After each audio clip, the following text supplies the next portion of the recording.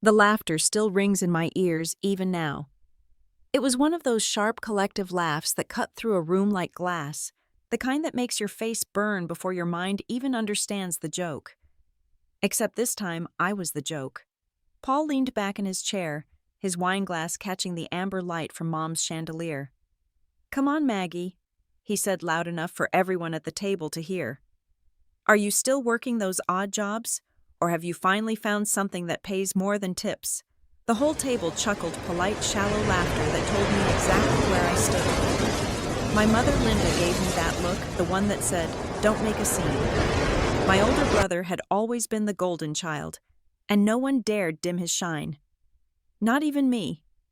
It was Thanksgiving night and the turkey sat untouched between us, steaming like an offering between enemies. I remember thinking how ironic it was Gratitude Day, and yet I'd never felt smaller in my life. Paul smirked. "You know, Mom, I told her years ago, she just doesn't have the head for business. Some people build things. Others just watch." That's when I saw it, the spark in his eyes, that cruel satisfaction he always got from reminding me I was nothing. And I smiled just barely, because that night I decided I'd stop watching. 3 years earlier, I would have cried. I would have left the table, maybe even apologized for making everyone uncomfortable.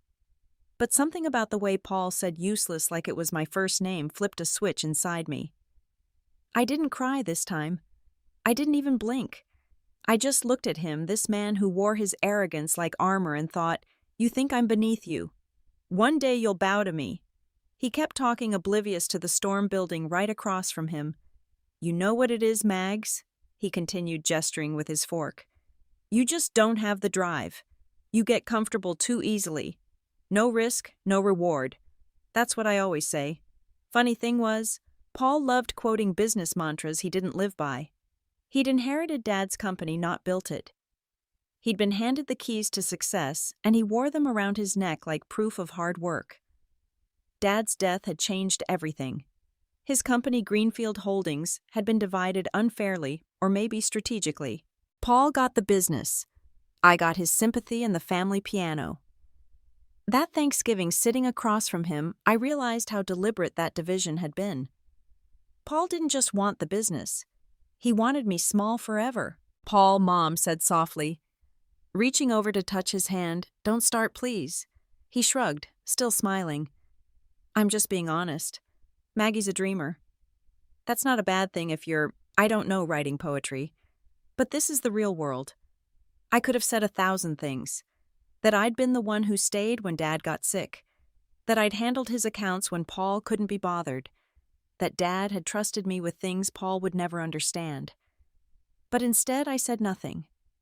Because I'd learned something in the quiet years. Silence unsettles arrogant men more than any argument ever could. He kept going, filling the room with his voice, that booming, self-assured tone that made investors swoon and women lean in closer. To him, I wasn't a threat. I was just a convenient audience. "You know," he said, "some people are born to lead. Others are born to follow." And then he gestured vaguely toward me. "Some are just there." The room laughed again. But this time I didn't shrink. I studied every face, the pity in my mother's eyes, the smirk on Paul's wife's lips, the discomfort of our cousin Darren, who looked anywhere but at me. And I stored each one away like evidence. Because humiliation, when properly cataloged, becomes motivation. When dinner finally ended, I helped Mom clear the table. She thanked me in that tight, polite way she did when she was embarrassed by her own child. "He didn't mean it," she said quietly, stacking plates in the sink. I forced a smile. "Sure he did." Mom sighed. "He just worries about you, honey. He wants you to have a stable life." "Stable," I repeated, tasting the word. It sounded like a cage. I looked around the kitchen, the same wallpaper we'd had since high school, the same smell of cinnamon and old wood. Every Thanksgiving felt like time had stopped, like the house refused to move on, even though Dad was gone. "I'll be fine, Mom," I said finally. "You don't have to worry about me." She nodded, though she didn't believe it. Nobody ever believed in me, not really. When I left that night, the sky was a deep, bitter blue and frost crept along the car windows. I sat behind the wheel, gripping the steering wheel until my knuckles turned white. My reflection in the windshield looked like a stranger. That's when I whispered it, the promise that would change everything. Next Thanksgiving, I said aloud, "I'll make sure he never forgets my name." The following months were quiet. Too quiet. Paul's world went on spinning untouched, while mine rebuilt itself in silence. I started small. Consulting work, market research, late-night courses on finance and entrepreneurship. Every time I wanted to give up, I remembered that dinner table, the laughter, the pity, the word useless, echoing like a curse. And piece by piece, I began dismantling that curse. One night, while cleaning out old boxes, I found Dad's journals, thick binders filled with sketches, notes, and projections for something called Greenfield Energy, a division he'd dreamed of launching before his illness. A sustainable, privately owned subsidiary he'd never had the chance to build. As I flipped through the pages, my pulse quickened. The math was sound. The concept is brilliant. Dad's handwriting still carried that urgency. I remembered, the kind that said this could change everything. And in that moment, a plan took shape. If Paul could inherit Dad's company by name, then I'd inherit his vision. I called in favors. Old contacts from accounting firms, college friends, and marketing, a quiet lawyer who'd once owed me a debt. Slowly, the pieces began to fit. It wasn't about revenge, not yet. It was about proving that the blood running through my veins wasn't second-rate. One night around 3 a.m, my phone buzzed. It was a text from an unknown number. Still awake. It was Darren, my cousin. He'd always been quieter, sharper than Paul. The kind who noticed things others missed. "I saw what happened at Thanksgiving," he wrote. "He's worse than ever." I hesitated, then replied, "I'm fine." A pause. Then, "If you ever decide to do something about it, I'm in." I didn't respond, but I saved his message because deep down I knew I would. By spring, Greenfield Energy wasn't just an idea. It was a registered entity discreetly structured under a holding name, Hale Industries. My name was nowhere near it. And for the first time in my life, I felt powerful. When the first contract came through, I stood alone in my tiny apartment kitchen, holding the document in trembling hands. It was small, a research grant for renewable systems, but it was mine. And yet, even in victory, I thought of him, Paul, sitting at that Thanksgiving table, smug and sure of his place in the world. The irony was almost poetic. He'd mocked me for not understanding business, and here I was, building one in his blind spot. I poured myself a glass of cheap champagne, raised it toward the empty room, and whispered, "To useless people everywhere, may we all surprise them." Outside, the first snow of the year began to fall, slow, deliberate, quiet. Just like my revenge. Because revenge, I was learning, doesn't start with rage. It starts with remembering exactly who laughed when you fell, and never forgetting until it's time to make them remember you. It's funny how silence becomes a habit. You learn to hold it like armor, not because you're weak, but because words are wasted on people who already decided you don't matter. After that Thanksgiving, I didn't talk to Paul for months. Not a single call, not even a text. He didn't notice. Why would he? The golden son of a small Oregon town, running the company our father built, surrounded by investors and admirers. He lived in noise. I lived quietly. But quiet can be sharp. Quiet can build. Every morning I'd wake before sunrise, make a pot of black coffee, and sit at my old oak desk with Dad's binders spread in front of me, hundreds of pages filled with his notes about sustainable energy investment gaps, potential patent opportunities. I could almost hear his voice, calm and patient, explaining how real leadership meant building something that would outlive you. Dad believed in legacy. Paul believed in control. I believed in payback, just a different kind. The more I read, the more I realized something Greenfield Holdings was stuck in the past. Dad had dreamed of transforming it, but Paul had frozen it, keeping the money flowing but never innovating. He was running a corpse, pretending it was alive. That realization gave me clarity. Paul's empire looked strong, but it was brittle. One spark, one new venture that proved him outdated, and the whole facade would crumble. That spark would be me. I didn't have capital, but I had information, the kind of insider knowledge only someone who had done Dad's taxes and balanced his ledgers for years could have.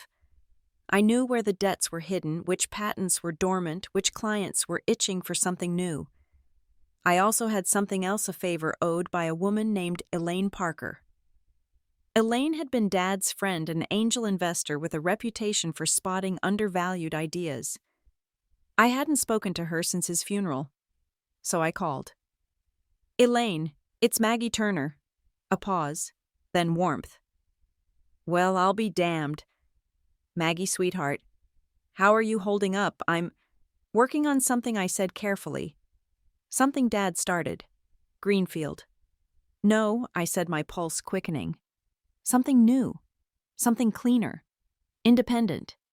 His notes called it Greenfield Energy. That got her attention. She asked me to send over the pitch deck, which of course didn't exist yet. So I stayed up 3 nights in a row creating it. Financials, projections, ROI potential, all hand-built from Dad's calculations. By the time I hit send, my eyes burned but my heart felt steady. When Elaine called back 3 days later, her voice was crisp and approving. "I'm in." She offered me seed funding, small, but enough to breathe life into the project. Her only condition: stay quiet. Build first, reveal later. Let results talk before your brother does. It was the best advice I'd ever gotten. Months blurred into one another, a rhythm of long nights, small wins, and absolute secrecy. I leased a one-room office on the outskirts of town where no one from Paul's circle would ever bother to look. My desk was a recycled door balanced on crates. My computer secondhand. My confidence brand new.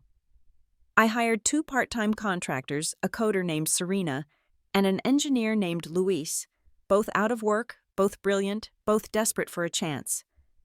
We worked out of coffee shops, shared passwords, and built our foundation brick by invisible brick. Serena called us the Ghost Company. It stuck. Every milestone was a quiet rebellion.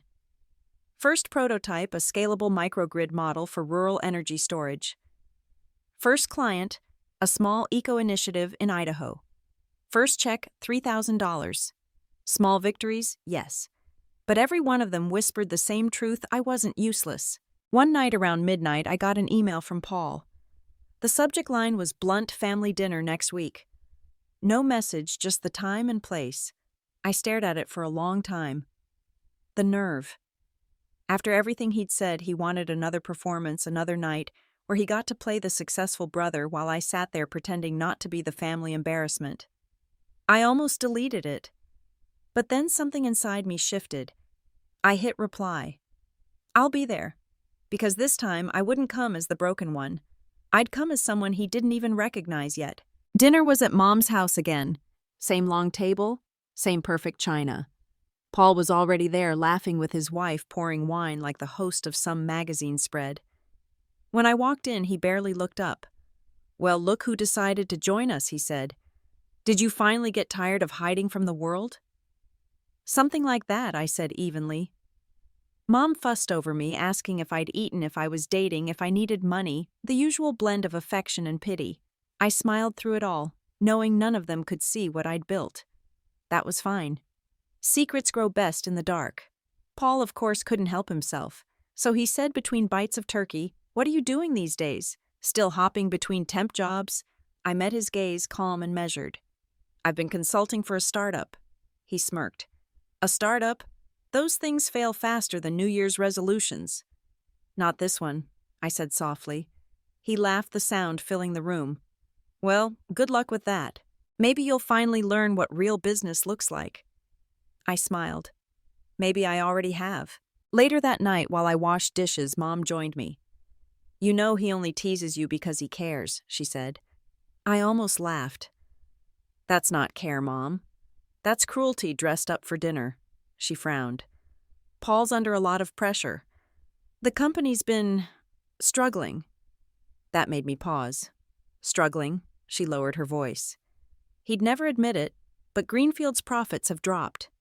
New regulations, something about renewables. He's been irritable, snapping at everyone.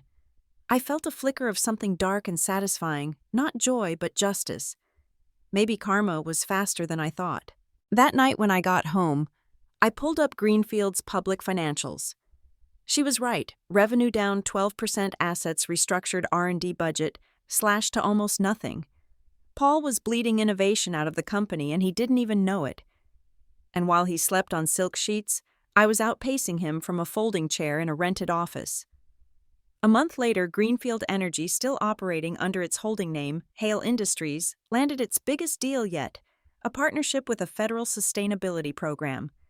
It wasn't huge money, but it was visibility. Serena was ecstatic. "We're going to be on the map," Maggie Louise grinned. "Guess your brother's not the only Turner who can build something." I just smiled a quiet, dangerous smile. "He'll find out soon enough." A few weeks later, Elaine called again. "Congratulations," she said. "You're officially turning heads. Even the big firms are curious.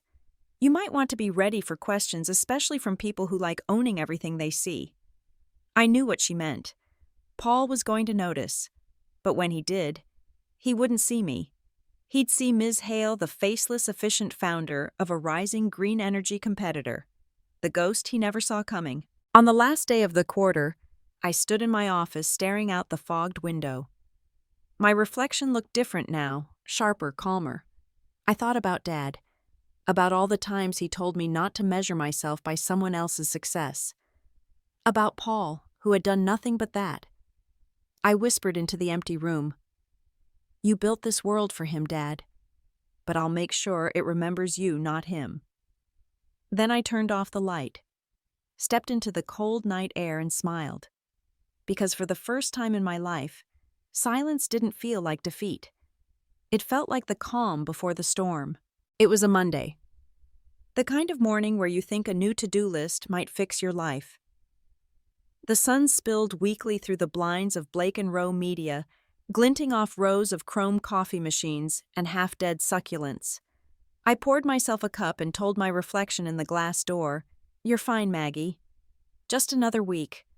I wasn't fine. Not yet. But I didn't know that by noon I'd lose not just my job, but my faith in fairness. The office buzzed with that sterile kind of energy that always made my skin itch. Everyone pretending to be important, pretending not to count minutes till lunch. I walked to my cubicle, balancing my coffee, rehearsing my presentation for the morning meeting, a campaign I'd spent a month developing, green initiatives, corporate responsibility that resonates. It was good. No, it was better than good. I'd tested the data, built the model, crafted every pitch line myself. But when I opened the final slide deck on my desktop, something was wrong. The closing slide, the one that had my analytics, my name, my story, was gone, replaced by something generic. And at the top, in bold letters, "Prepared by Tracy Hammond." My heart dropped. I scrolled through the rest. The graphs, the slogans. Even my proposal summary, all of it copied, rearranged, scrubbed of my fingerprints, but not my sweat. A hollow laugh slipped from my throat. For a second, I thought maybe it was a mistake. Maybe Tracy had uploaded the wrong file. But deep down, I knew. This wasn't an accident. By the time I entered the conference room, Tracy was already there, sleek, blazer-bright smile charm weaponized. Eric sat beside her, flipping through printed copies of my deck. He didn't meet my eyes. "Ready to make magic," Tracy said sweetly just as the VP walked in. I sat across from her, the taste of metal in my mouth. Halfway through the meeting, the betrayal became official.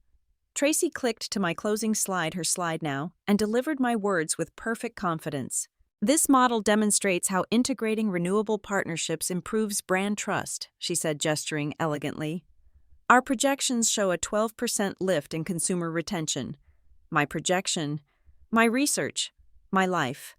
I opened my mouth. "Excuse me, that data model," Tracy cut me off smoothly. "We all contributed, Maggie. Let's be team players today." The room chuckled. The VP nodded approvingly. "Great leadership, Tracy. This is the kind of initiative I want to see more of." It wasn't the theft that broke me. It was the applause. Each clap sounded like a door closing, like a reminder that people don't want truth, they want comfort. And truth that morning was me. After the meeting, I stood by the vending machine, my stomach hollow.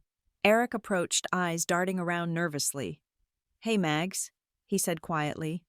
"Don't take it personal. Tracy's just better at handling execs." "She's better at stealing," I said, my voice flat. He sighed. "Look, it's business. You'll bounce back." I stared at him, wondering when he'd started sounding like Paul. "Yeah," I whispered. "Sure. Business." By the end of the day, HR called me in. The tone was rehearsed, sanitized. "We're letting you go effective immediately. It's a restructuring thing, not performance." I nodded numbly. I didn't ask for details. Tracy stood near the hallway, pretending to check her phone, lips curved into that polite corporate smile. I carried a cardboard box filled with my things. A framed photo of Dad, my notebook, a plant I'd grown from a cutting. Everything I'd bought myself because I was never valuable enough to deserve anything from them.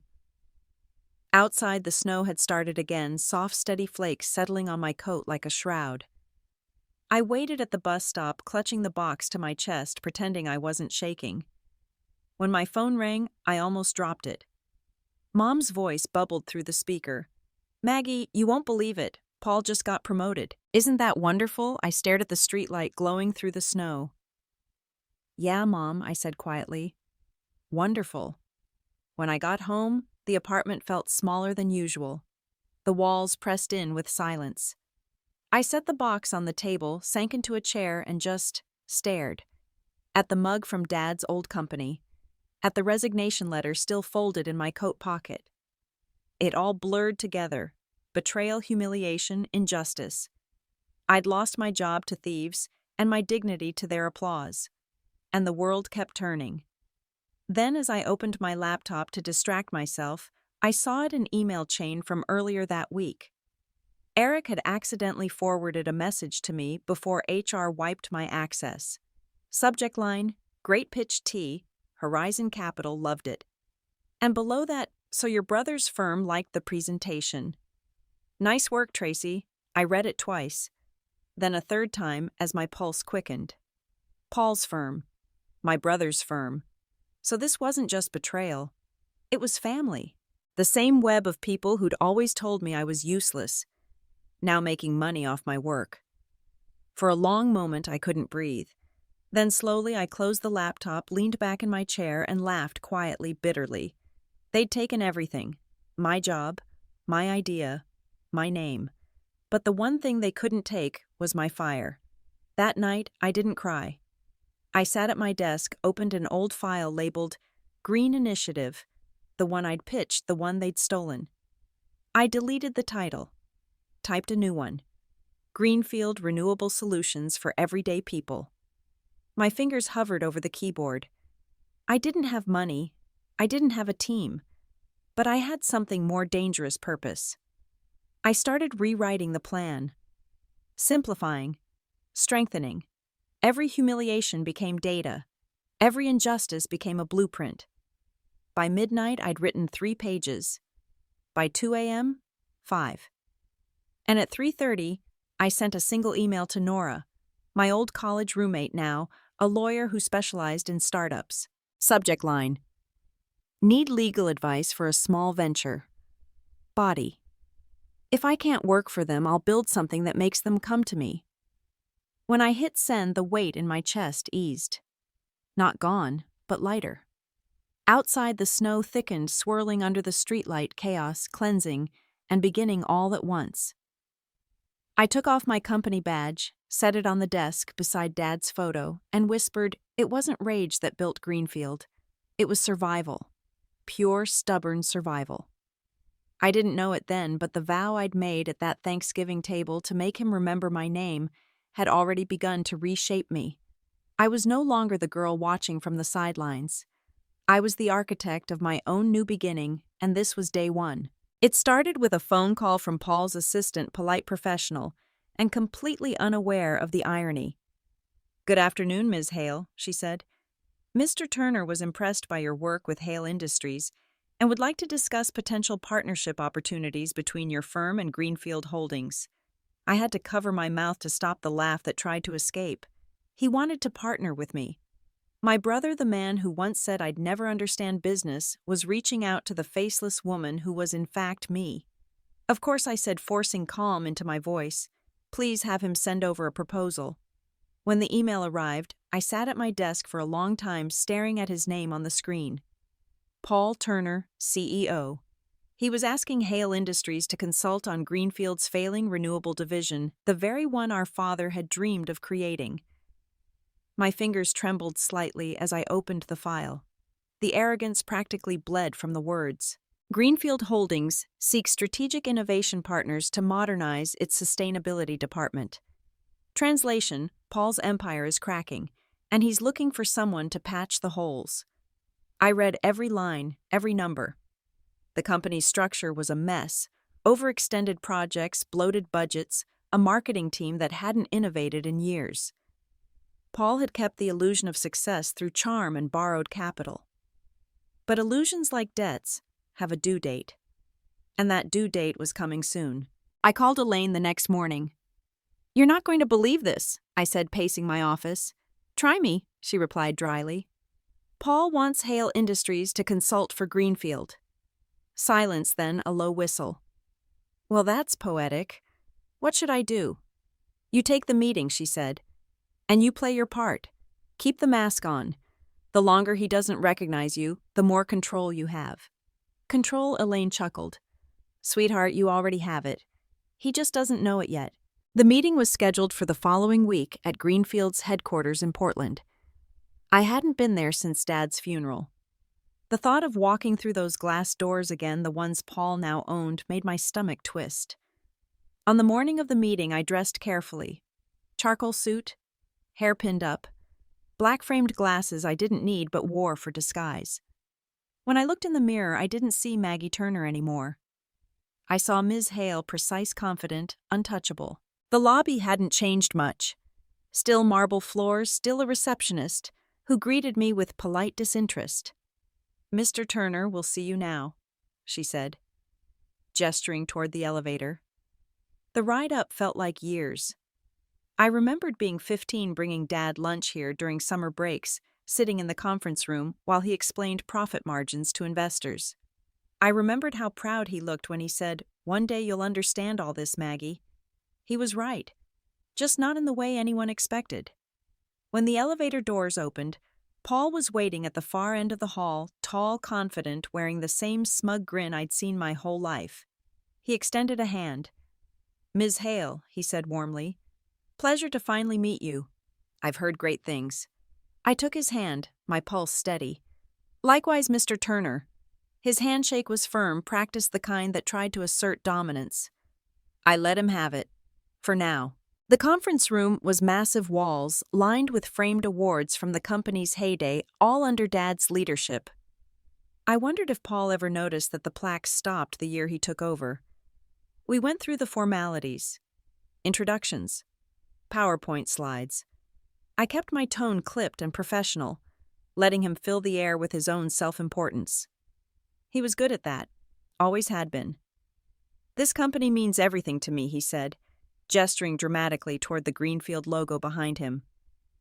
"My father built the foundation, and I've worked hard to expand his legacy."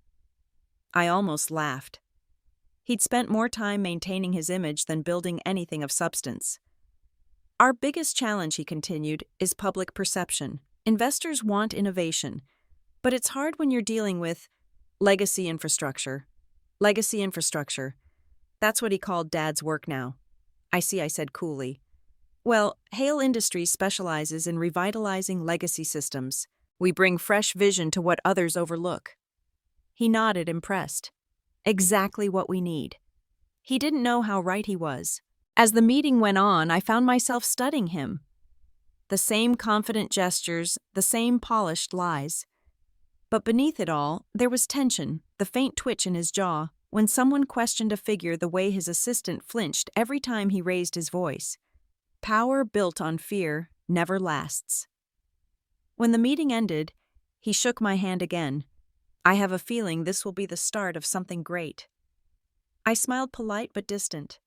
"I'm sure it will, Mr. Turner." Then as I left, I caught my reflection in the glass door, my face, calm, eyes sharp. I just sat across from the man who ruined me and watched him thank me for saving him. That was the moment I realized revenge wasn't a plan anymore. It was already happening. Over the next few months, Hale Industries and Greenfield collaborated. In reality, I was inside his company dissecting it from the roots.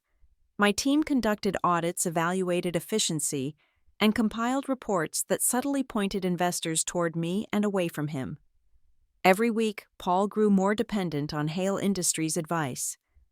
Every week, I pushed him closer to the edge, gently and visibly. Serena once asked, "Aren't you scared he'll find out who you are?" I smiled. He can't see past his reflection. The day it almost fell apart came sooner than expected. Paul called an emergency meeting. His tone was sharp, his eyes bloodshot. "Someone's been leaking numbers," he barked. "Confidential projections. They're showing up in investor circles." I kept my face neutral. "That's concerning," I said. "Do you suspect internal mismanagement?" He glared at his CFO, then at me. "I don't know. But whoever it is, they're trying to make me look incompetent." Too late, I thought. Out loud, I said, "If you'd like, Hale Industries can conduct an internal audit." He paused. "Would you—" "Of course," I said smoothly. "We protect our partners." That night I sat in my office staring at the city lights. The rain tapped the window softly, steady as a heartbeat.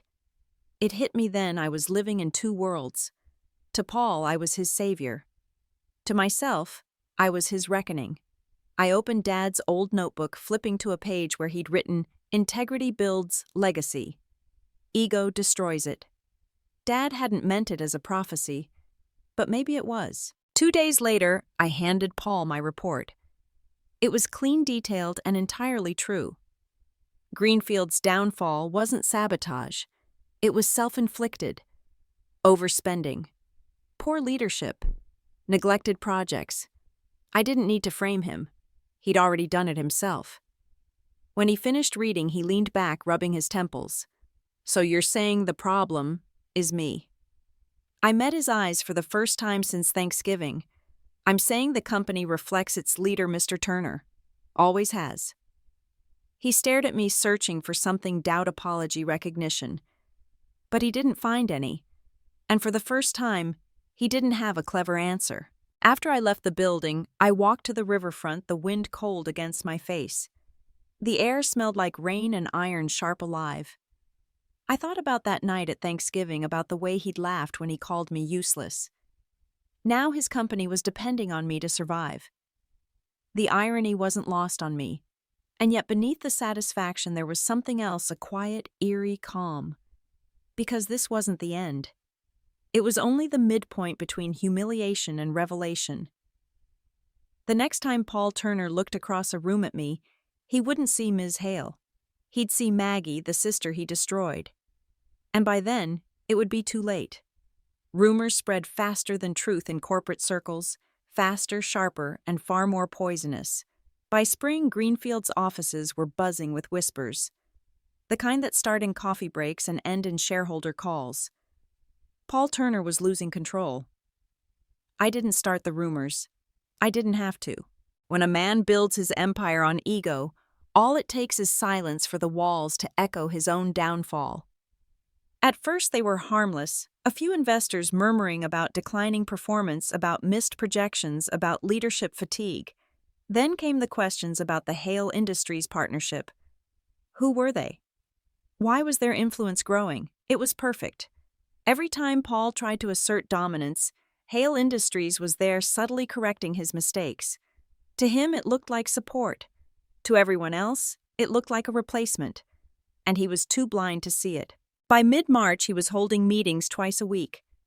I'd attend them as Ms. Hale, camera off, voice measured and calm, as he paced the conference room like a lion in a shrinking cage. "We need to push back on this narrative," he said one morning, his voice tight. "Greenfield isn't losing ground. It's repositioning." "That's a good message," I said smoothly. "But repositioning without innovation reads like retreat." He glared through the camera lens. "You don't understand corporate optics." "Maybe not," I replied. "But I understand perception. and perception drives profit. He didn't respond. He hated being corrected, especially by someone he couldn't intimidate. When the meeting ended, his CFO, a pale, nervous man named Rick, stayed behind. His camera flickered back on. "Ms. Hale," he whispered, "thank you. He doesn't listen to anyone else." I smiled faintly. "Then let's make sure he keeps listening to me." Behind the scenes, I kept feeding the quiet machine. Elaine connected me with 2 journalists who specialized in corporate accountability. I didn't hand them evidence outright, I didn't have to. I gave them questions. "Have you noticed Greenfield's R&D cuts since the Hale partnership began? Is Turner over-leveraging private capital to fund failing divisions?" The next week, a small blog ran a headline, "Greenfield Holdings, the Empire Losing Its Green." Paul called me that same afternoon. "Did you see this garbage?" he demanded. "I did," I said evenly. "It's just noise. Happens to every major firm." He grunted. "Still, we should address it before it spreads." "It'll blow over," I assured him. "Just focus on results." What I didn't say was, the more you fight it, the louder it'll get. The first real crack came during the quarterly investor call. Paul stood in front of a live-streamed audience of shareholders, board members, and journalists. His suit was immaculate. His tone, as always, is confident. But numbers don't care about confidence. Revenue was down again. The renewable division, the one I'd been consulting on, was the only department showing growth. When one investor asked what Hale Industries' role was, Paul stumbled. "They're a partner," he said quickly. "Advisory only." The investor pressed. "Advisory, because Hale's efficiency reports list them as a co-implementation lead." The silence that followed was delicious. I watched from my office as Paul's face tightened. "That's a miscommunication," he said, forcing a smile. "We'll issue a clarification." He ended the call early. The next morning, Greenfield's stock dropped 4%. 2 days later, I got another email from Rick. Subject, "You should see this." Attached was a clip from an internal board meeting. Paul's voice was raised sharp with desperation. "I don't care what it takes, we need to get Hale under our umbrella. Buy them out. Absorb them before they absorb us." One of the board members laughed. "You can't buy a company that's outperforming you, Paul." I leaned back in my chair, reading the transcript twice. He was scared. And nothing tastes quite like the fear of a man who once called you useless. Elaine called that night. "You're playing a dangerous game, Maggie," she warned. "I know," I said. "You're winning," she added softly, "but he's starting to smell smoke." "That's fine," I replied. "I've already built the fire." The next week I visited Greenfield headquarters again. Paul greeted me with the same confident handshake, but his eyes were restless now, darting between screens and papers. "Glad you could come," he said. "We need to talk about expansion. Expansion Hale Industries has reached. We could leverage that for international contracts. Maybe merge departments. Align branding." He stopped catching himself. He was trying to pull me in, trying to control what he couldn't understand. "I'm flattered," I said lightly. "But Hale doesn't merge. We multiply." His jaw tightened.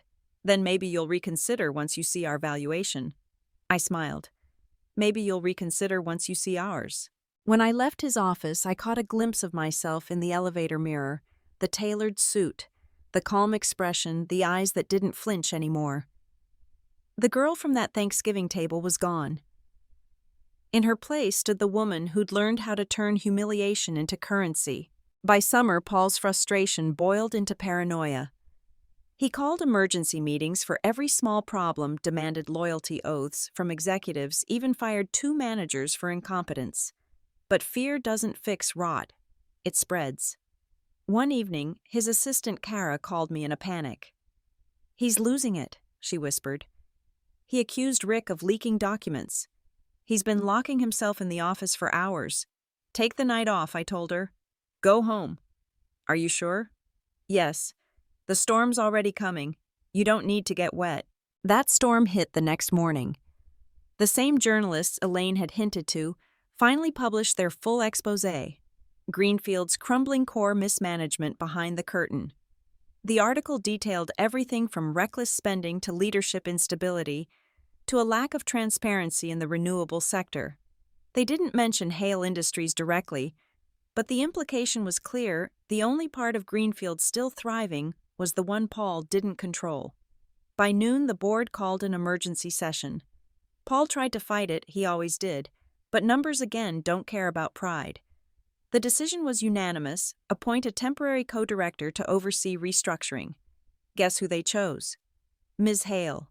When the announcement went public, I sat in my office with a cup of coffee staring out at the city skyline. Rain streaked down the glass, soft and rhythmic like applause. Serena burst through the door, breathless. "We did it. You did it." "No," I said quietly. "He did this to himself." I opened my laptop, watching as Paul's name trended on business sites across the country, not as a visionary but as a cautionary tale. The comments section was merciless. "Greenfield's leadership is a mess.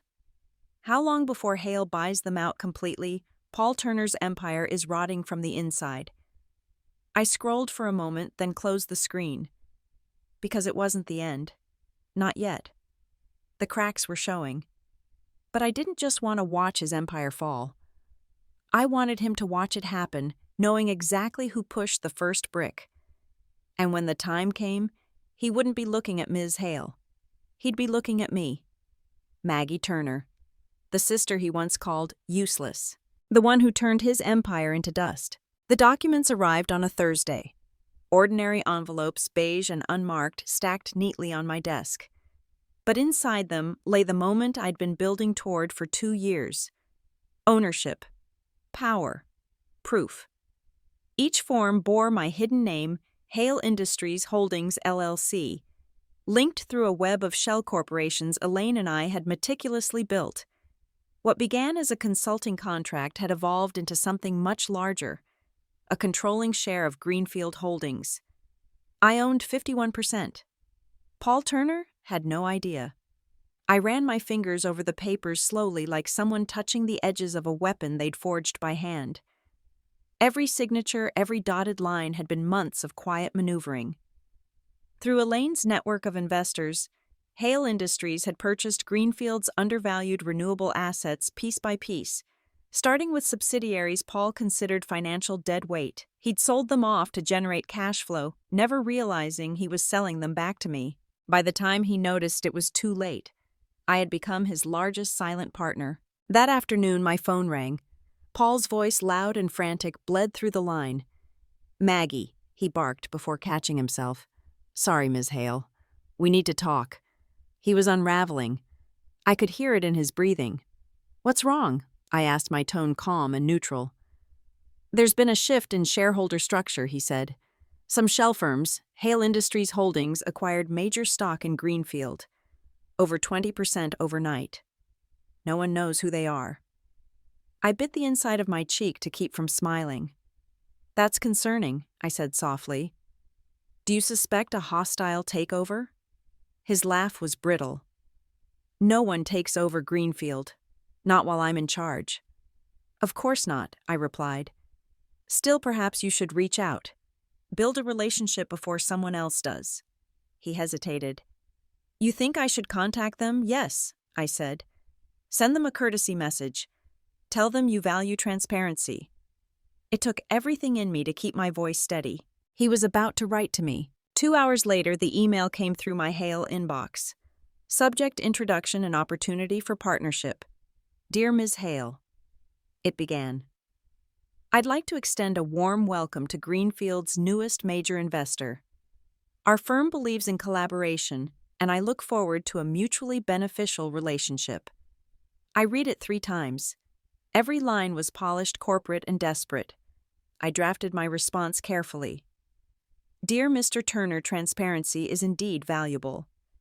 I share your vision for Greenfield's future and hope to assist in stabilizing its recent challenges. As a stakeholder, I'm committed to ensuring leadership reflects accountability and innovation. I look forward to discussing this in person." It was subtle, but the message beneath was clear: "I'm watching you." When we met later that week, he looked different. The easy arrogance he once carried had cracked. There was strain behind his smile, now a shadow of uncertainty. Ms. Hale, he greeted, shaking my hand too tightly. Always a pleasure. Likewise, I said. He gestured toward the conference table. We've had a tough quarter. The board's been restless. I'm sure you've seen the numbers. I said, sliding a folder across the table. That's why I wanted to meet. You're at a crossroads, Mr. Turner. A restructuring could save Greenfield or end it. His jaw twitched. End it. Business models evolve, I said evenly. Yours hasn't. Your father's vision was renewable innovation. Somewhere along the way, that mission got lost. He stiffened. You knew my father? I know his work, I replied, meeting his eyes. It speaks for itself. The meeting stretched for nearly 2 hours. Paul tried everything: charm, aggression, false humility. But he couldn't get a read on me, and it infuriated him. When he finally stood frustrated and flustered, I said, Before we adjourn, one last note. The new majority shareholder has requested quarterly oversight. He blinked. Majority shareholder? You mean the board? I smiled. No, the owner. His confusion was almost beautiful in its purity. Owner? There's no single owner. Greenfield is publicly held. Was, I said quietly, until last week. His voice dropped. You're lying. I handed him a single document, the ownership summary from the Department of Commerce registry.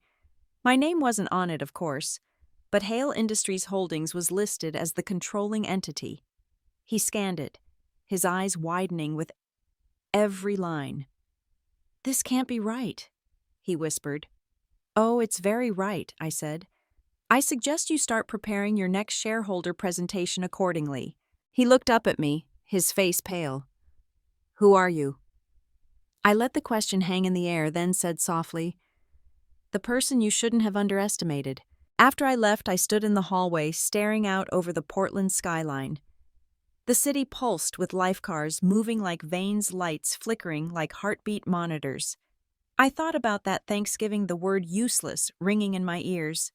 Now I owned the very empire he'd used to humiliate me. But revenge, I was realizing, was less satisfying than precision. It wasn't about watching him burn, it was about watching him realize the match was in my hand. A few days later, the first shift happened. The board quietly voted to implement oversight committees on all major departments. Paul remained CEO on paper, but he was stripped of full control. Hale Industries, my company, was now Strategic Operations Advisor, which in corporate language meant we ran the show. Rick called me that evening. He's spiraling, he said. He's yelling at everyone, threatened to fire the communications team. Let him, I said. It'll only make the board move faster. Rick hesitated. What are you planning, Ms. Hale? I smiled faintly. Accountability. By July, his credibility was gone. The press called him the fading heir.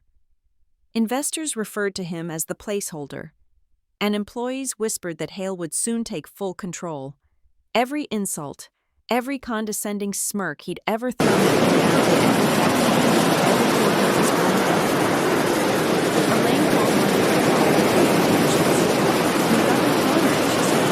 I know, I replied. Then what's next? I paused, fingers tapping the desk. Next, he sees my face. It happened at the quarterly board dinner. Paul walked in late, his smile too bright, his tie slightly crooked. Apologies, he said. Traffic. The others murmured greetings, all polite but distant. I sat at the far end of the long mahogany table waiting. He began his usual speech about resilience, vision rising from challenges.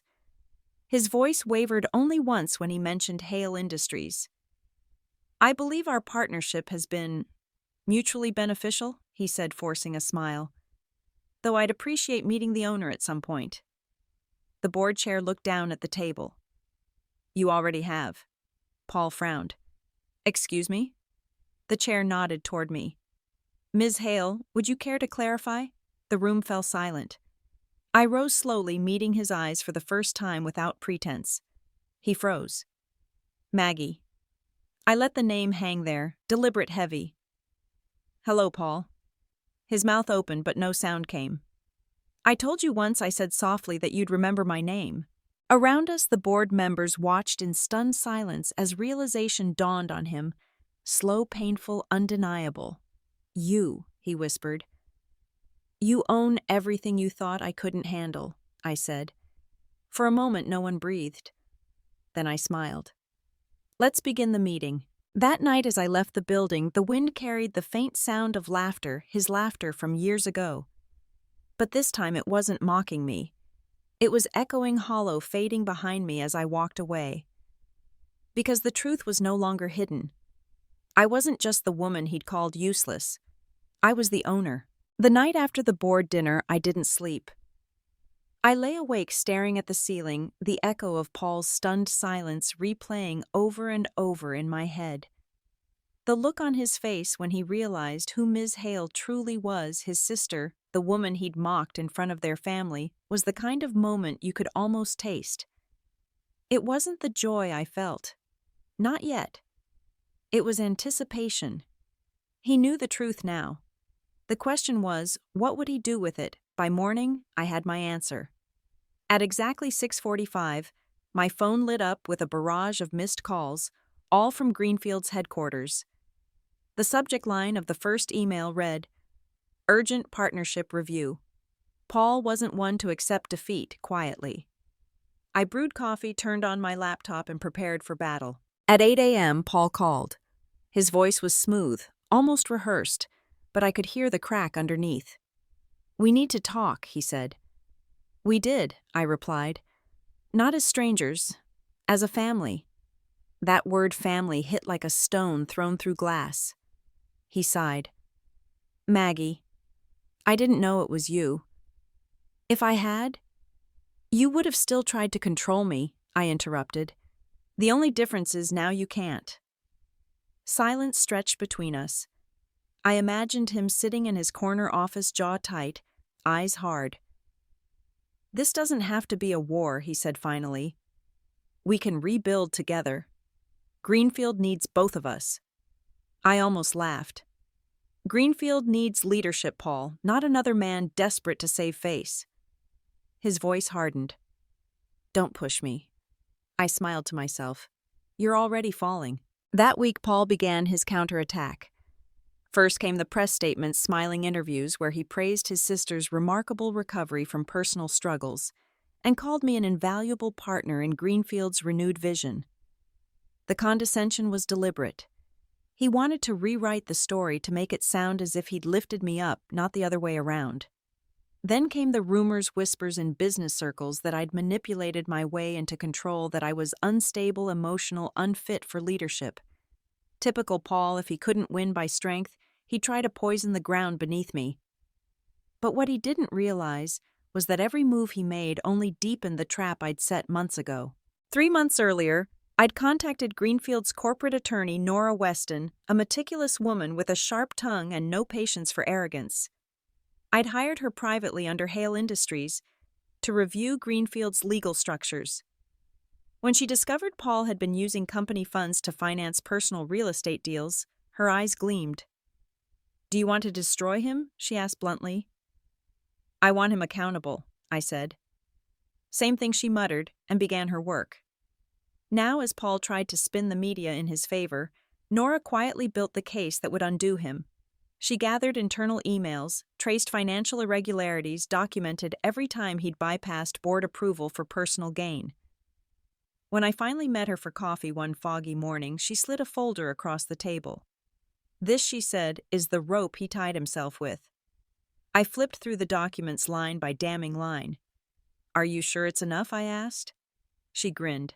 It's enough to make the SEC nervous. That same week, I called CEO Raymond Cross, the man Paul had been desperate to impress, the one whose company had once considered partnering with Greenfield before Paul's arrogance drove them away. Raymond was everything Paul wasn't. Steady, quiet, deliberate. I'd met him once years ago at a conference Dad had taken us to. He'd been kind, then thoughtful. The kind of man who remembered names. When he answered, his tone was curious but cordial. Maggie Turner, he said. Or do I call you Ms. Hale? Depends on the conversation, I said with a smile. Then let's make it an honest one, he replied. I've been watching the situation at Greenfield. Interesting developments. I imagine you've seen the press, I said. Everyone has. But I prefer the version not filtered through your brother's ego. That made me laugh. Then maybe we should meet. We met at a small restaurant overlooking the Willamette River, the kind of place where people pretended not to overhear billion-dollar conversations. Raymond listened as I laid everything out, the restructuring, the silent acquisition, the media manipulation, and finally the evidence Nora had collected. He didn't interrupt once. When I finished, he leaned back, folded his hands, and said, "You're not trying to destroy him, are you?" I looked out the window at the slow-moving water. "No," I said. "I'm trying to save the company he's killing." He nodded slowly. "Then let's make sure the right people are watching when it happens." The next few weeks were a blur of coordination. Raymond reached out to his contacts quietly. The SEC opened a review into Greenfield's financial disclosures. Nora prepared the internal report for the board. And Paul, blissfully unaware of the storm forming around him, doubled down. He scheduled a massive investor showcase, his grand attempt to reclaim confidence. It was set for November, 1 week before Thanksgiving. The symbolism was almost poetic. He sent me an invitation himself, signed in his careful, arrogant handwriting. "You're welcome to attend, Maggie. After all, none of this would have happened without you." He had no idea how right he was. On the morning of the showcase, the Greenfield auditorium glittered with money and ego. Cameras lined the back wall. Investors filled every seat. Paul took the stage in a perfectly tailored navy suit, his smile wide and performative. "Ladies and gentlemen, he began today marks a new era for Greenfield Holdings, one of innovation, unity, and family." I stood at the edge of the crowd, arms folded. The word family rolled off his tongue like poison wrapped in sugar. He spoke for 40 minutes, weaving a story of redemption and progress, conveniently leaving out every mistake that had brought the company to the brink. When he finally introduced me, the brilliant mind behind Hale Industries, the crowd applauded. Cameras flashed. I stepped onto the stage. For a moment we stood side by side, the brother who'd inherited power and the sister who'd taken it back. He leaned toward me, voice low. "Enjoy this while it lasts, Maggie. You're still standing in my shadow." I smiled. "Funny. I thought I built the light." Then I turned to the crowd. "Thank you, everyone," I said clearly. "It's an honor to speak on behalf of Greenfield's leadership, past, present, and soon to be corrected." A ripple of confusion passed through the room. Paul's smile faltered. "I'd like to share something important." I continued, nodding toward the large screen behind us. "In business, transparency isn't just ethical, it's survival. And Greenfield deserves the truth." The lights dimmed. Nora's report appeared on the screen, slide after slide of financial misconduct. Unauthorized spending. Diversions of funds. Paul's digital signature on every page. The room erupted in gasps. Paul froze, eyes wide, mouth half open. "What is this accountability?" I said. "The same thing you told me I'd never understand." He turned toward the audience, stammering. "This is fabricated, lies. My sister is your partner." I interrupted. "Your majority shareholder. And as of this morning, the board has voted to remove you as CEO effective immediately." The cameras caught everything. Raymond Cross, sitting in the front row, nodded once to confirm it. The applause that followed wasn't for him. It was for the company that had just been freed. Afterward, as the reporters swarmed, I walked out the side door into the crisp autumn air. Paul followed me out, breath ragged, voice low. "You think this makes you better than me?" "No," I said. "It just makes me free." He stepped closer, anger replacing desperation. "You'll regret this." I met his gaze calmly. "I already did. For 30 years. He flinched like I'd slapped him. Then he turned and stormed away, shoulders hunched against the world that no longer bowed to him. I stood there a while longer, watching the leaves drift down around me. For the first time in my life, the silence didn't echo. It hummed with power, with peace, with the faint electric sound of justice finally catching up. Thanksgiving came cold that year, colder than I remembered in Oregon. The kind of wind that cuts through coats and memories alike. The Turner family dinner was still happening, just like every year. but this time everything felt like a setup waiting for a confession. Mom had insisted we come. Family traditions matter, she'd said on the phone, her voice trembling between pride and denial. No matter what's happened, you're still his sister. Still. The words stung like salt on a half-healed wound. I arrived late as always. The Turner family mansion looked smaller than it used to, like the illusion had finally cracked. From the driveway, I could already see the glow of the chandelier spilling onto the snow, the same one Dad bought back when he believed Paul was destined for greatness. Inside, laughter and forced cheer echoed down the hall. Paul's laughter was the loudest. He was already at this table when I walked in, glass of wine in hand, mid-story about corporate politics and the vultures trying to bring him down. The vultures. I suppose that was me. Every head turned as I stepped into the dining room.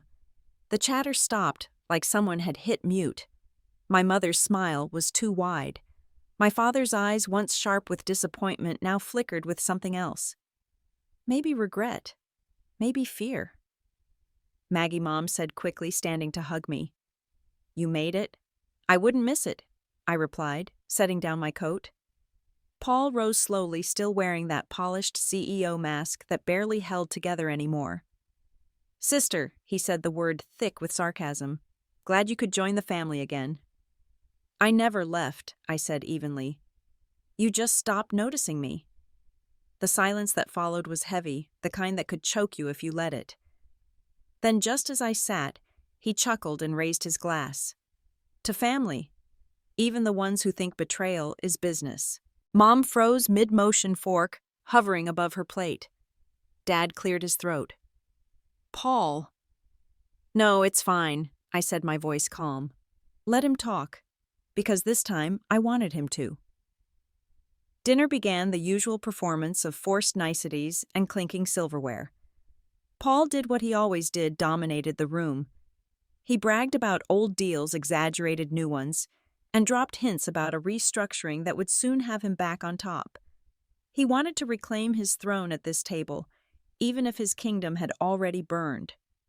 So Maggie, he said suddenly, leaning back with that familiar smirk, what's it like pretending to be something you're not? Must be exhausting keeping all those investors fooled. Mom gasped. Paul, I smiled. It's actually been refreshing. Owning something real for once. You should try it. He laughed sharp and ugly. Please, everyone knows you got lucky. Right place, right time. You've always been, what's the word? He snapped his fingers. Useless. That's it. The word hung in the air like a blade. Paul Dad warned softly. No, he's right, I said, setting my fork down gently. You've called me that for years. Might as well own it. Good, he said, pleased with himself. Then you finally understand. I leaned forward slightly, keeping my tone quiet, deliberate. I understand perfectly. The thing is, Paul, you never did. He frowned. What's that supposed to mean? Before I could answer, a voice interrupted from the end of the table. Excuse me, said a deep baritone. Everyone turned. Standing in the doorway was Raymond Cross. The room froze. Paul's confident expression cracked instantly. Raymond, he stammered. What are you? I was invited, Raymond said smoothly, stepping inside. By your sister. I hope that's not a problem. No, of course not, Mom said quickly, though her voice trembled. Raymond nodded politely to her, then turned his gaze back to Paul. We were having a business conversation, but I see it's turned personal. It's Thanksgiving, Paul said, trying to recover. We're just discussing success, I interrupted. Something we have very different definitions of. Raymond looked at me, then back at Paul. You mentioned in your last call that you were still interested in a partnership. With Greenfield, correct? Paul straightened in his chair. Absolutely. I think, well, Raymond said evenly, that's convenient. Because I've been negotiating with Greenfield's new ownership. The table went still. Paul blinked. What? Raymond smiled faintly. We just finalized it yesterday. Hale Industries has officially acquired controlling shares, effective immediately. Paul's wineglass slipped from his hand and shattered on the floor. That's impossible, he said hoarsely. That's my company. Raymond turned to me. Not anymore. I looked across the table at my brother, whose face had gone completely white. "Paul," I said softly, "remember what you told me last Thanksgiving." He said nothing. "You told me I'd never amount to anything," I continued. "That I'd always be chasing your shadow." I stood slowly, my voice steady. "Well, guess what? The shadow's gone. I own it now." For a long moment no one moved. Even the air felt suspended. Then Dad spoke, his voice low. "You own Greenfield." "Yes," I said simply. "And I've spent the last 2 years fixing everything Paul broke." Paul's chair screeched as he stood. "You manipulated everyone. You used me." "No," I said. "You used yourself. I just gave you the rope." He slammed his hand on the table, shaking the silverware. "You think this makes you better than me?" "No," I said quietly. "It makes me free." Raymond stepped forward, placing a hand on Paul's shoulder. "You should be proud of your sister Paul. She turned your father's legacy into something worth saving." Paul jerked away. "Don't you dare lecture me." He turned to me, his face twisted with anger. "You think you've won? You've got nothing without the Turner name." I smiled faintly. "That's the best part. I don't need it." The silence that followed was the loudest I'd ever heard. Mom looked from me to Paul, tears welling in her eyes. "Please stop this," she whispered. "Your family." Paul laughed bitterly. "Family? She just stole everything from me." I shook my head. "No, Paul. I reclaimed what you threw away." Then I picked up my wine glass, raised it slightly, and said, "To family. Especially the ones who taught us what not to become." Raymond clinked his glass against mine. "And to justice," he added. The sound rang clear and cold. Paul stormed out minutes later, slamming the front door hard enough to rattle the walls. The rest of us sat in stunned silence. Then Dad sighed heavily and leaned back. "I should have seen it sooner," he said softly. What he was turning into. Mom reached for his hand, and for the first time in years, I saw them not as parents, but as people tired, flawed, trying to make sense of the wreckage between their children. "You did what you had to do," Dad said, looking at me. "You did what I couldn't." "I didn't do it to hurt him," I said, my throat tight. "I just wanted to stop the cycle." He nodded slowly. "Then maybe tonight is the first Thanksgiving that actually means something." Later, when the guests were gone and the house had fallen quiet, I stood by the window watching the snow fall over the long driveway. Raymond joined me, his voice low. "You handled that well." I smiled faintly. "You mean I didn't throw a turkey at him?" He laughed. "That too." After a pause, he said, "What's next for you?" I looked out at the night, the Turner estate fading into the distance. "Peace," I said. "I think I'll start there." For once, I meant it. Down the road, I could still see the fading taillights of Paul's car disappearing into the dark. Somewhere inside, I hoped he'd find his own kind of reckoning too.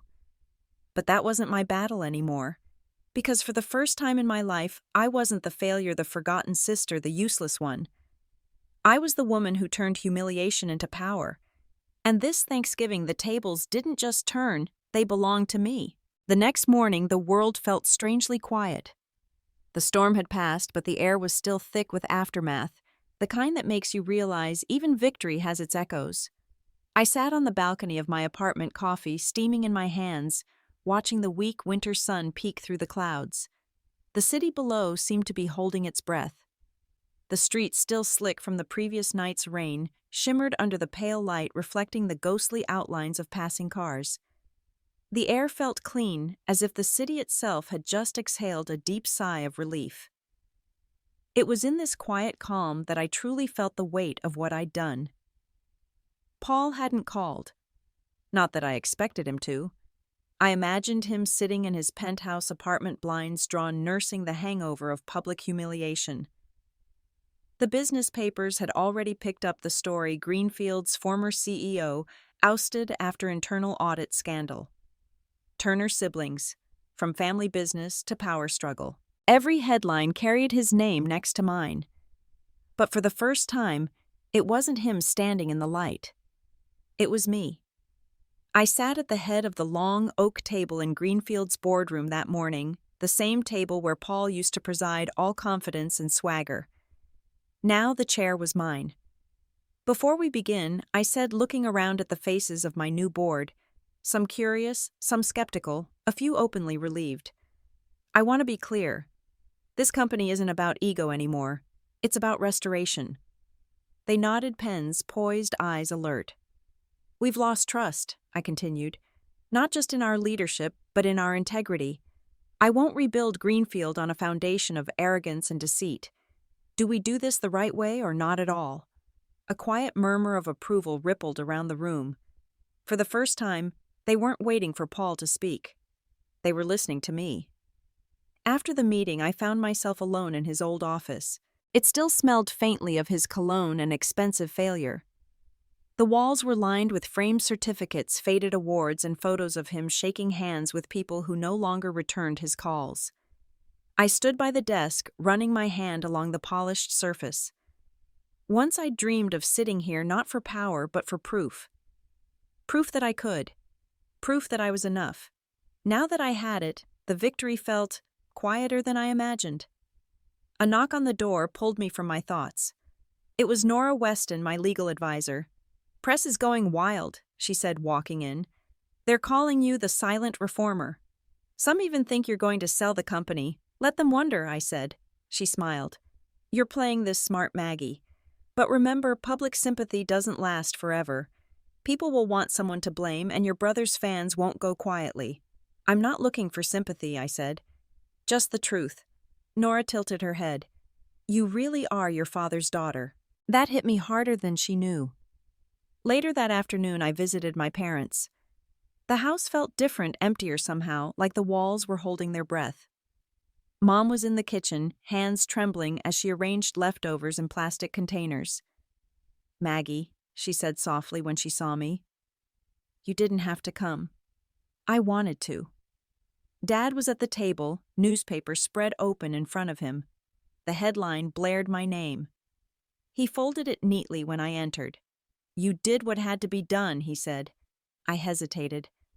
"I didn't mean to embarrass him." "He embarrassed himself," Dad said flatly. "You gave him every chance to change."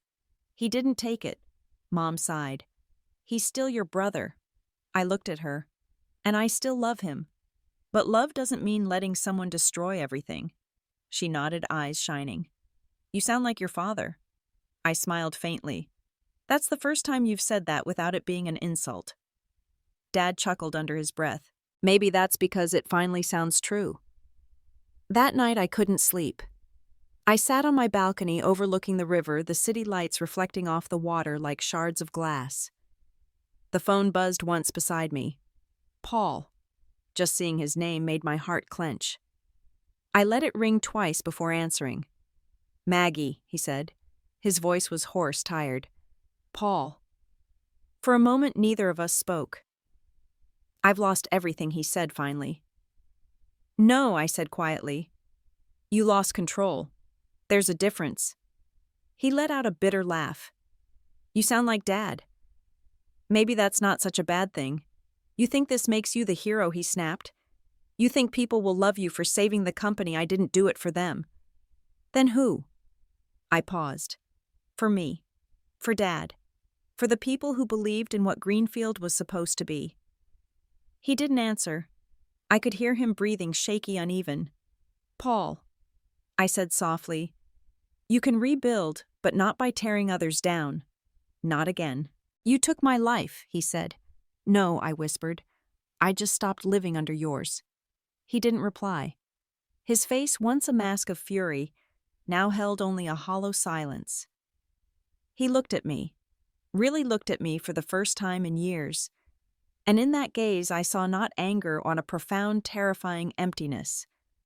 The kind that comes when you realize the person you've always hated was just a reflection of yourself. The line went silent, then click. 2 days later, the Greenfield website published a formal announcement, "New direction, same vision, Greenfield's renewal under Maggie Turner." It went viral within hours. Not because of scandal, but because of sincerity. The press called it a story of resilience. Others called it karma. I didn't care what they called it. I cared that for once it felt honest. In the weeks that followed, life settled into something new. Serena, my assistant turned confidant, became my right hand at Hale Industries.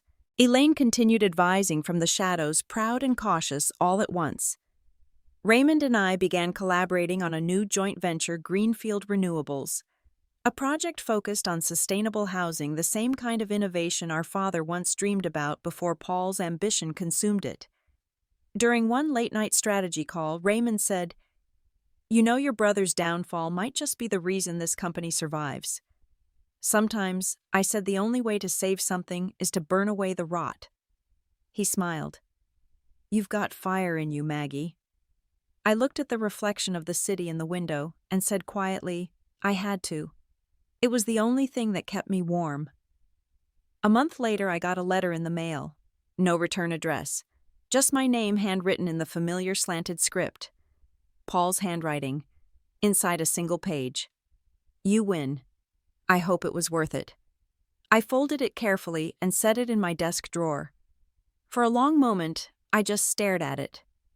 Was it worth it? Yes. And no. Justice never comes without a price.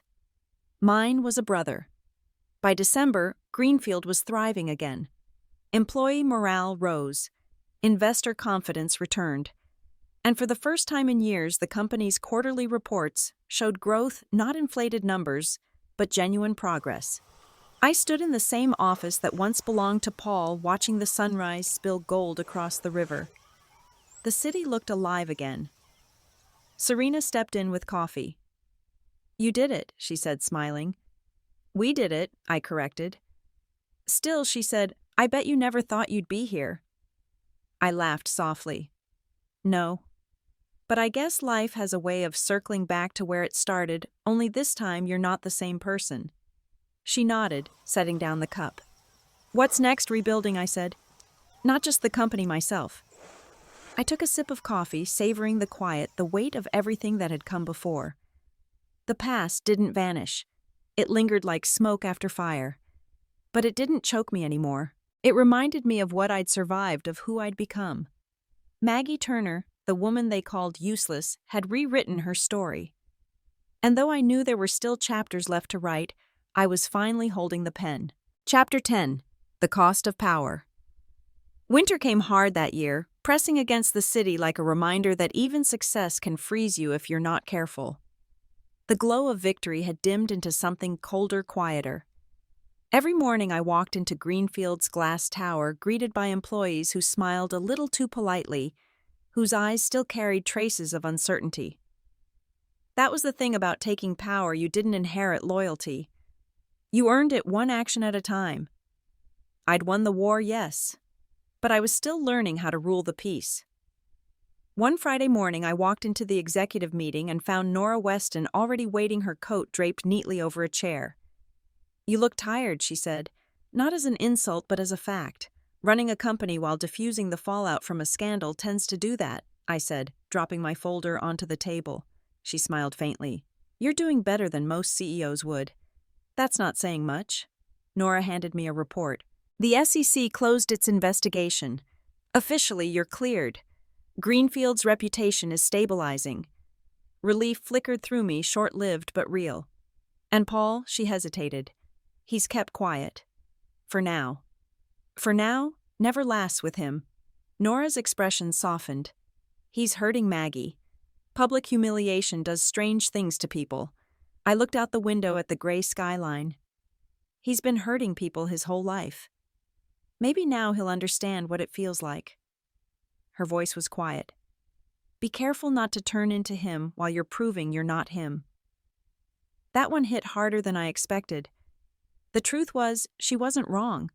I had spent so much time fighting him, trying to dismantle his arrogance brick by brick, that I had to stop and ask myself, was I just building a new throne for a different kind of tyrant?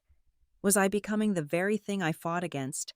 I had started this to prove my worth, but somewhere along the way, the line between justice and vengeance had blurred. Was I seeking the truth, or just looking for my own applause? Power changes the way people look at you, And if you're not careful, it changes the way you look at yourself. Every decision I made came with a whisper of his voice in my head. Don't screw this up, Maggie. I'd spent years trying to prove him wrong. Now I just wanted to prove I could be something else entirely. So I poured myself into work. Long hours, late nights, endless calls. The company was finally healthy again, numbers up morale, strong innovation back on track. But inside, I was restless. Success wasn't filling the space I thought it would. It wasn't peace. It was pressure. And the higher I climbed, the more I felt the air thinning. In early February, a letter arrived from Paul. It was handwritten like the last one, but this time it wasn't bitter. It was almost reflective. I've been thinking about what you said. Maybe I did become everything Dad warned us about. I'm trying to fix that, but I don't know who I am without the company. Without all of it. I read the words twice, then a third time. He ended it with, "If you're willing, I'd like to see you. Just talk. No cameras, no boardrooms." For a long time, I just sat there staring at his handwriting. Then I called Raymond. "Should I meet him?" I asked. Raymond leaned back in his chair, his expression thoughtful. "That depends on what you want from it." "I don't know," I admitted. "Closure, maybe? Or clarity, or just to see if he's human again." Raymond nodded slowly. "You don't owe him forgiveness, Maggie. But maybe you owe yourself the chance to see what's left of him." He was right. Revenge had burned bright, but it didn't keep you warm forever. We met at a small diner off Route 22, the kind of place where the waitress calls everyone hon and the coffee tastes like the 1980s. Paul was already there, sitting in a corner booth. He looked older. Not in years, but in weight. His suit didn't fit quite right anymore, and the swagger was gone from his posture. When he saw me, he stood uncertain, awkward. Maggie. Paul. We sat in silence for a while. The clatter of dishes filled the air between us. "You look good," he said finally. "Better than you expected?" I asked. He smiled faintly. "Better than I deserve." We both laughed softly but real. Then the silence returned. He spoke first. "I watched your interview last week. You handled those reporters like a pro. Years of practice being underestimated," I said. He nodded, eyes down. "I deserve that." "Yeah," I said. "You did." He exhaled. "I was angry at you, you know. Furious. Not because you took the company. Because you did it better than I ever could. That surprised me." "Better?" He looked up. "You actually cared about it." I cared about how it made me look. For the first time, I saw the smallest spark of humility in him. A spark I'd never seen before. "I ruined it," he said quietly. "And you fixed it." Dad would have been proud. The words caught me off guard. "You think so?" He nodded. "Yeah. He always said you had the heart for it. I had the hunger. Guess he was right. I wanted to be angry. I wanted to throw every insult he'd ever said back in his face. But instead, all I felt was tired." "You hurt a lot of people, Paul," I said softly. "Me included, I know. Do you—" He met my eyes. "I didn't when it mattered. But I do now." For the first time in a long time, I believed him.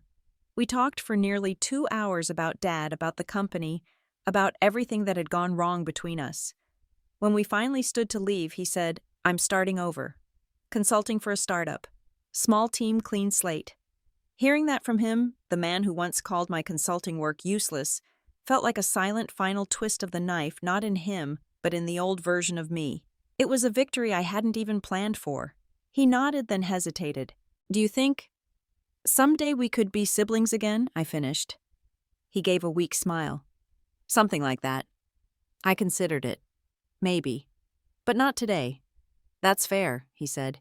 "You always were patient." "I never was." "Then maybe that's your lesson." He chuckled. "Guess we both had some learning to do." When I left the diner, the air was biting cold, but it felt clean, like the kind of cold that wakes you up, not the kind that kills. For the first time, I didn't feel like I was walking away from Paul. I was just walking forward. That night, I returned to my apartment overlooking the river. The city glowed beneath me, the same skyline that once made me feel so small. Now it felt like mine. I poured a glass of wine and stood by the window, letting the sound of traffic fill the quiet. In my reflection, I didn't see the broken little sister or the corporate warrior. I just saw a woman who'd built her own peace brick by painful brick. A message buzzed on my phone. It was from Raymond. "Dinner tomorrow, celebration," I texted back. "You've earned one, and maybe I just like your company." I smiled, setting the phone down. For once, I didn't feel the need to plan the next move or prove anything. I'd already won the only battle that mattered, learning how to stand without the weight of someone else's shadow. And as I watched the snow begin to fall outside, I realized something simple. Something I'd missed all these years. Revenge had given me power. But forgiveness, that gave me peace. The invitation arrived in early spring, a sleek white envelope embossed with gold. Inside, elegant cursive letters spelled out my name. The Greenfield Legacy Gala, celebrating 25 years of innovation. It was the company's first major public event since the restructuring, and for the first time in decades, it wasn't Paul's name on the banner. It was mine. I stared at the invitation for a long moment, feeling the weight of everything it represented. For so long, Greenfield had been the measure of my worth, the shadow I couldn't escape. And now it was the proof that I didn't need anyone's permission to shine. But still, I couldn't shake the thought, would Paul show up? The night of the gala arrived, and the Portland Convention Hall gleamed like a cathedral of glass and light. The city had turned out in full force: executives, investors, journalists, employees in shimmering dresses and crisp suits. As I stepped out of the car, flashbulbs burst like miniature lightning. Reporters called my name, their voices rising above the hum of conversation. "Maggie Turner, is it true you're merging Hale Industries with Greenfield?" "Permanently." "Ms. Turner, what would your father think of tonight's milestone? Any comment on your brother's rumored return to the business world?" That last question lingered in the air like smoke. I didn't answer. I just smiled for the cameras and walked inside. The ballroom was a sea of elegance, crystal chandeliers, golden tablecloths, soft jazz playing in the background. Everywhere I turned, people greeted me with warm smiles, congratulations, and the kind of admiration that used to be reserved for Paul. I found Raymond near the stage, looking uncharacteristically relaxed in a tuxedo. "You clean up well," I said. He grinned. "You're not so bad yourself, Ms. Hale." I smirked. "Don't start that again." "Can't help it," he said. "You're intimidating when you're in charge." "Good," I replied. "That's the point." He laughed. "You've earned this, Maggie. Every bit of it." I looked around at the shimmering room, the employees who now believed in something again, the investors who had stopped doubting the brand my father once dreamed of protecting. "Maybe I have," I said quietly. "But it still feels strange. Like standing on top of a mountain you weren't sure you could climb." Raymond tilted his head. "Then don't look down." When I took the stage later that evening, the room fell silent. The spotlight was blinding, but for the first time I didn't feel small beneath it. "Good evening," I began, my voice steady. "I stand here tonight, not just as Greenfield's CEO, but as someone who grew up believing she'd never be enough." A ripple of surprise moved through the crowd, but I continued. "There was a time when this company felt like a locked door when I wasn't allowed to open. But the truth is, doors don't open because someone gives you the key. They open because you stop waiting and start building your own." The applause came slowly at first, then stronger until it filled the room. I looked out at the faces, some proud, some tearful, and said, "This isn't just my story. It's ours. It's every person who's ever been told they don't belong and every person who refused to believe it." The applause became a standing ovation. For a moment, I felt like that young woman again, the one who'd once been called useless, standing outside the window watching her brother take the credit for everything. Only now the glass was gone. After the speeches, the crowd melted into laughter and champagne. I escaped to the balcony, craving air that wasn't perfumed with flattery. The city stretched out below, alive and shimmering. Behind me, footsteps approached. "I thought you'd be in there taking victory laps," a familiar voice said. I turned. Paul stood a few feet away, hands in his pockets, wearing a simple black suit. No entourage, no smirk. Just him. "I didn't think you'd come," I said. "I almost didn't," he admitted. "But I wanted to see what you built." We stood there in silence for a moment, the cool night air carrying the faint echo of jazz from inside. "It's beautiful," he said finally. "You made it beautiful again." I exhaled, the tension between us softening. "I didn't do it alone." He nodded. "You never did. You just didn't have people who saw it." There was something raw in his voice, something almost like humility. "Are you angry?" I asked quietly.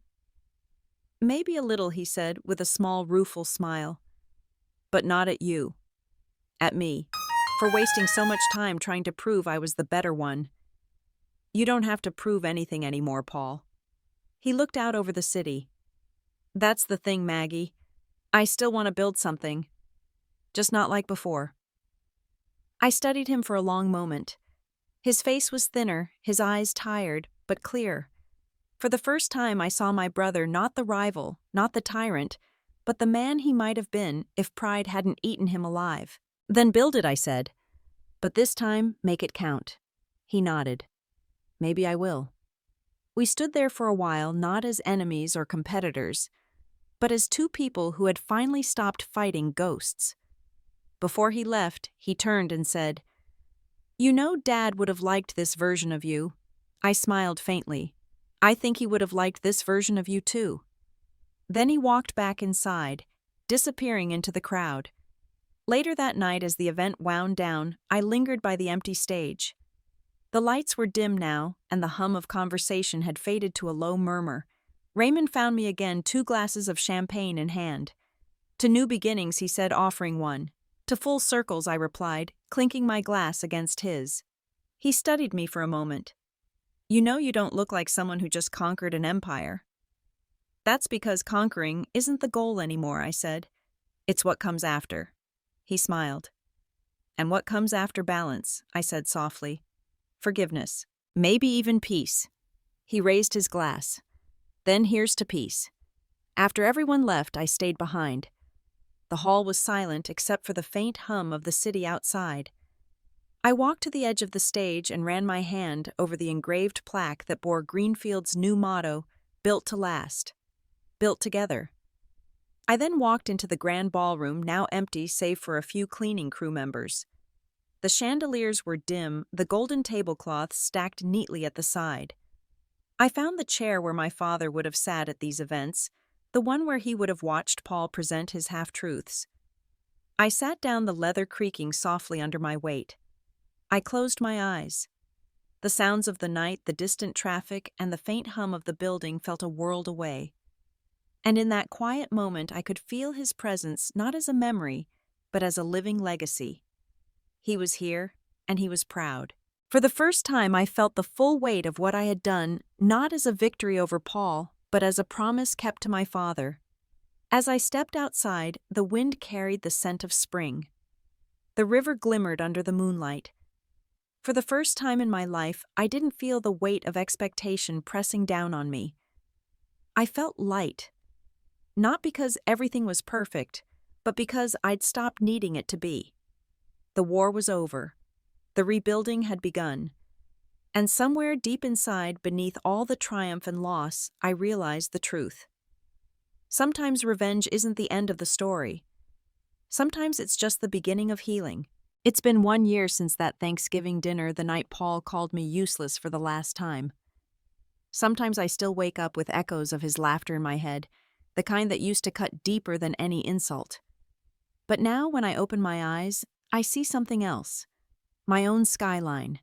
My own life. The world didn't end when I stopped letting other people define me. It just began.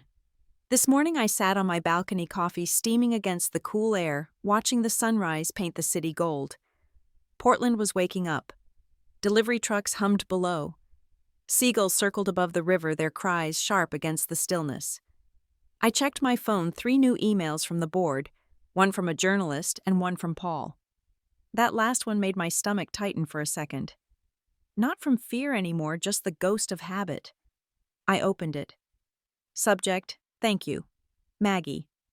I've been thinking about what you said at the gala, that it's never too late to rebuild the right way. I've started something small. It's messy, but it's mine. You were right. Success feels better when it's earned, not inherited. I just wanted to say I'm proud of you. I hope someday you'll be proud of me too. No signature, just P. I stared at the screen for a long time. Then I smiled. Maybe I whispered. Maybe I already was. At 10 o'clock, I walked into Greenfield's headquarters for the last time that week. The building hummed with energy phones ringing keyboards, clacking the pulse of a company alive and thriving again. My assistant Jasmine, a different one not related to my family, met me at the elevator. You've got a meeting with the Sustainability Board at 11 and the mayor's office called. They want you for the Renewable Initiative panel next month. Tell them yes, I said, but not if it overlaps with the foundation work. Jasmine smiled. Got it, boss. That word boss still hit me sometimes. Not with disbelief anymore, but with quiet gratitude. At lunch, I walked through the park near the river. Families picnicked under blooming cherry trees. A little girl ran past me holding her father's hand, laughing so hard she could barely breathe. It reminded me of when Dad used to bring Paul and me here on weekends. He'd throw a football while Mom read on a bench nearby. I'd always drop the ball, and Paul would tease me endlessly. Dad would just smile and say, "She'll catch it when she's ready." He was right. I caught everything eventually. Later that afternoon, Raymond stopped by my office with 2 coffees in hand. You still take it black, right? Some habits don't die, I said, taking the cup. What's the occasion? No occasion. Just checking if you remember what lunch break means. I smirked. That word isn't in my vocabulary. He leaned against the window. Are you ever going to slow down? I glanced at him, the reflection of the city shimmering in the glass behind him. Maybe someday. Right now it still feels good to run. He studied me for a moment, his voice softer. You've changed, Maggie. I had to, I said simply. Otherwise, I'd still be sitting at someone else's table waiting to be offered a seat that was already mine. He nodded, smiling faintly.